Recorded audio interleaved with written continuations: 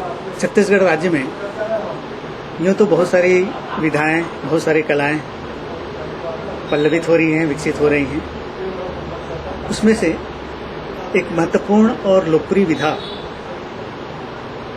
जो आम आदमी से लेकर खास और खास से लेकर अति खास लोगों तक लोकप्रिय होती है, वह विधा है फिल्म। छत्तीसगढ़ राज्य के निर्माण के पश्चात छत्तीसगढ़ से जुड़े हुए फिल्म कलाकार, फिल्म निर्माता, निर्देशक, गीतकार तथा दूसरे लोगों ने इस दिशा पर भी गंभीरता से सोचना शुरू किया कि 1965 में जो छत्तीसगढ़ी फिल्म बनी, उसके बाद 1967 में घर द्वार बनी। उसके पश्चात एक लंबा अंतराल सा छत्तीसगढ़ फिल्म के निर्माण में क्यों आ गया है? बिल्कुल लाजमी प्रश्न है। दरअसल हम बात वहाँ से शुरू करें कि हमारे छत्तीसगढ़ी फिल्मों के इतिहास की तरफ यदि एक दृष्टि डालते हैं तो हम ये देखते हैं कि सबसे पहली जो छत्तीसगढ़ी फिल्म बनी 1965 में, उसका नाम था कही देवे संदेश। इस फिल्म के निर्माता निर्देशक मनु नायक जी थे, जिसके गीतकार राजदीप, हनुमंत नायडू और मलय चक्रवर्ती जी ने इसमें संगीत दिया था। इस फिल्म में कुछ स्थानीय कलाकार थे, लेकिन जो नायक और नायिकाएं थी वो बाहर के थे।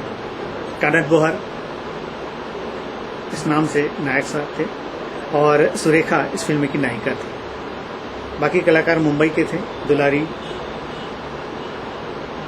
राजलक्ष्मी और भी बहुत सारे कलाकार इसमें थे।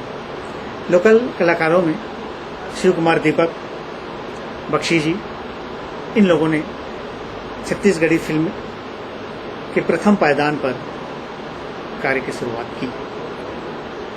इसके पश्चात 1970 में एक दूसरी फिल्म आई, घर द्वार। आपको जानकर सचमुच में बहुत खुशी होगी कि कही देवे संदेश में भी मन्ना डे, मोहम्मद रफ़ी के साथ साथ और भी दूसरी गायिकाओं ने अपना महत्वपूर्ण योगदान दिया। घर द्वार में भी मोहम्मद रफ़ी साहब ने जो गीत गाया वो आज भी लोगों के कान में गूंज रहा है। तो इस तरह से एक बहुत ही वैभव के साथ में छत्तीसगढ़ी फिल्म की शुरुआत हुई। उसके पश्चात एक लंबा सा अंतराल, लगभग यूं कहूं कि मैं 20वीं शताब्दी के प्रारंभ में टूटा। मोर छैया भुइयां, यहां से सतीश जैन साहब ने इस चुप्पी को तोड़ा। लगभग 20-25 वर्षों की जो चुप्पी थी छत्तीसगढ़ी फिल्मों के निर्माण को लेकर, सतीश जैन साहब से लेकर आज जो वर्तमान निर्माता निर्देशक इस पर काम कर रहे हैं, उन लोगों ने निश्चित रूप से फिल्म के निर्माण पर अपना योगदान दिया है। किंतु कलात्मक दृष्टि से ये जो वर्तमान में फिल्म बन रही है, निश्चित रूप से प्रशंसनीय है।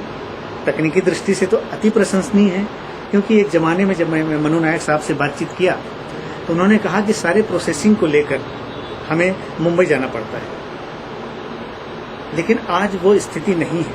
केवल सर्टिफिकेशंस के लिए, प्रमाण पत्र प्राप्त करने के लिए ही हमें मुंबई का मुख देखना पड़ता है। अन्यथा फिल्म निर्माण, निर्देशक, संपादन और भी जितने प्रोसेसिंग्स हैं वो सब हम छत्तीसगढ़ में कर रहे हैं। तो छत्तीसगढ़ राज्य इस दृष्टि से सचमुच में एक समृद्धशाली राज्य के रूप में हमारे सामने आया है। कुल मिलाकर विगत 1965 से लेकर अब तक, जहां तक मैं समझता हूं, उपलब्ध रिकॉर्ड के आधार पर यूं कहें कि कोई 70 फिल्में बन चुकी हैं। लेकिन जो स्थान कही देवे संदेश को है, कही देवे संदेश एक ऐसी फिल्म है जिसमें जातिवाद संघर्ष को दिखाया गया था। और इसको लेकर आपको मैं बताऊं मित्रों कि ये फिल्म इतनी ऑब्जेक्शनेबल हो गई थी, इतना हल्ला हो गया था इस फिल्म को लेकर, ब्राह्मणवाद और दूसरे जातिवाद तत्वों को लेकर, कि इस फिल्म के प्रदर्शन के बाद में इस फिल्म को रोक दिया गया।